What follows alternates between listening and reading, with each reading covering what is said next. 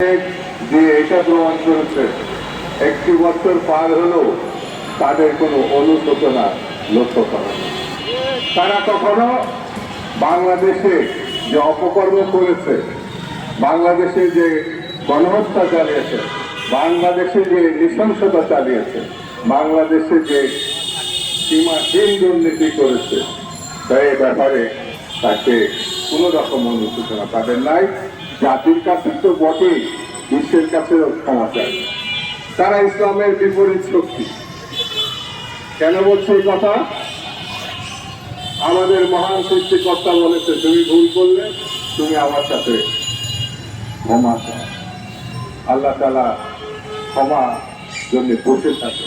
বান্দা ভুল করবে, বান্দা অপকর্ম করবে, সে তার সৃষ্টিকর্তার কাছে ক্ষমা চাবে। এটাই বাস্তবতা। আওয়ামী লীগ এই জন্যই বলবো, তারা ধর্মও মানে না।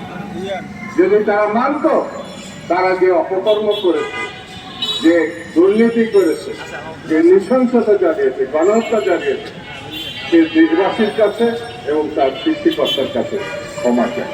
সেই ক্ষমা সে চায়। সেই জন্যই এই শক্তির বিরুদ্ধে আমাদেরকে সজাগ থাকতে হবে। এই শক্তির বিরুদ্ধে আমাদের ঐক্যবদ্ধ থাকতে হবে। পৃথিবীতে যত বড় শক্তি তাদের সমর্থন দিক না কেন, যত বড় শক্তি তাদের বলে নিয়ে বসে থাকুক না কেন, বাংলাদেশের মানুষ এই শক্তিকে কখনো ক্ষমা করবে না, কখনো উঠে দাঁড়াতে দিবে না। এটাই হচ্ছে বাস্তবতা, এটাই হচ্ছে বর্তমান অবস্থা। সেই জন্য আসুন আমরা এই অপশক্তিকে রোধ করে প্রতিরোধ করে বাংলাদেশের গণতন্ত্র প্রতিষ্ঠার পথকে সুগম করি। আমরা মনে করি বাংলাদেশকে অবশ্যই গণতন্ত্রের পথে এগিয়ে যেতে হবে এবং এই সরকারকে আমি আহ্বান জানাবো, দায়িত্বশীলতার পরিচয় দেওয়ার জন্য।